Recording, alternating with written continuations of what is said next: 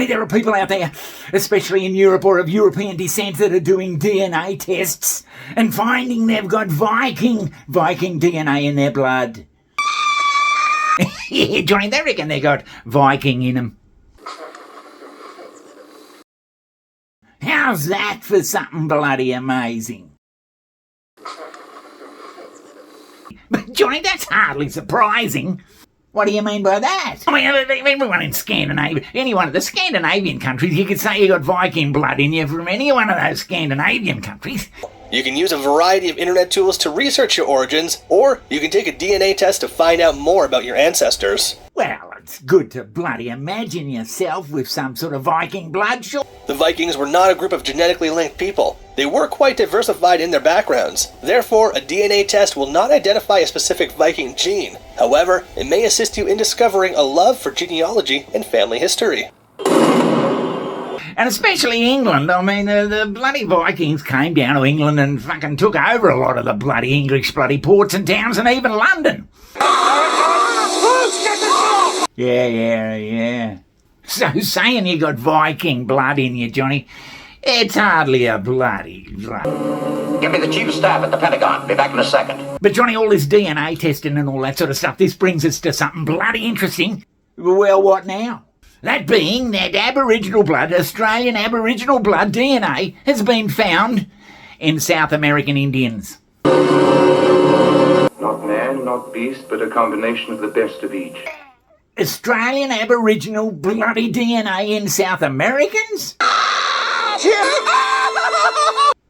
Oh, that's bullshit, Johnny, come on. Were Aborigines the first Americans?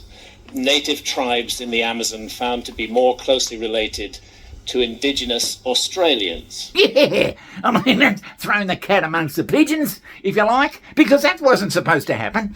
What was supposed to happen was there was that big land bridge up there in Alaska and up from Russia and everybody walked across over there and they gradually filtered their way down through the Americas all the way to... Yeah.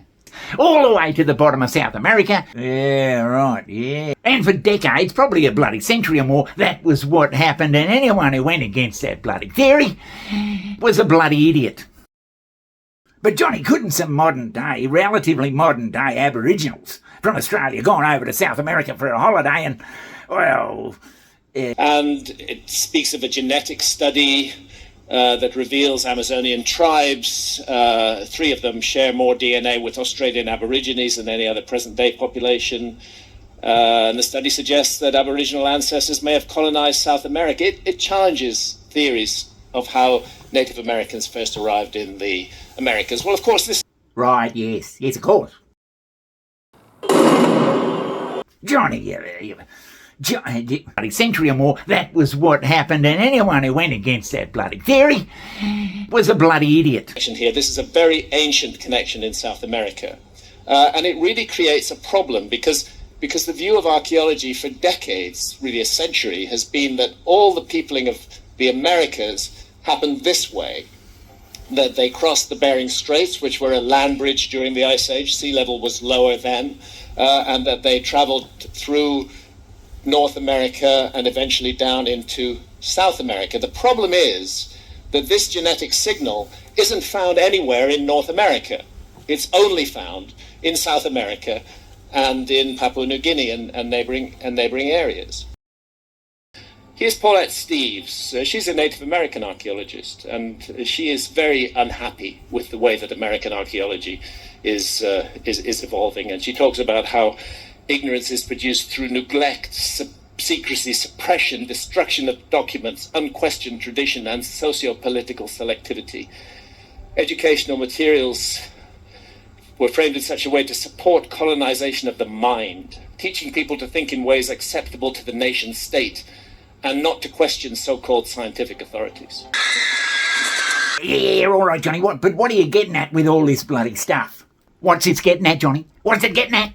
Well, I'll tell you what it's getting at. It's getting at that the scientific community and society in general gets this idea in their head because, that's what it obviously looks like. They get it in their head that that's what happened, and anything beyond that bloody theory is just ridiculous and shouldn't even be contemplated. Oh, my Right, yeah. Things can change, you're saying. Only Australian, not only Aboriginal sort of stuff. Something happened there, obviously. Something happened. It's to do with all our ancient theories, all our archaeological finds and dates and shit and everything. We get it in our mind and we're conditioned to believe that that's what happened. And after a while, science comes along and it changes something and it alters the whole perspective of what the bloody hell was actually going on. But Johnny, we know the Egyptians built the bloody pyramids. We've been told for fucking century or more that...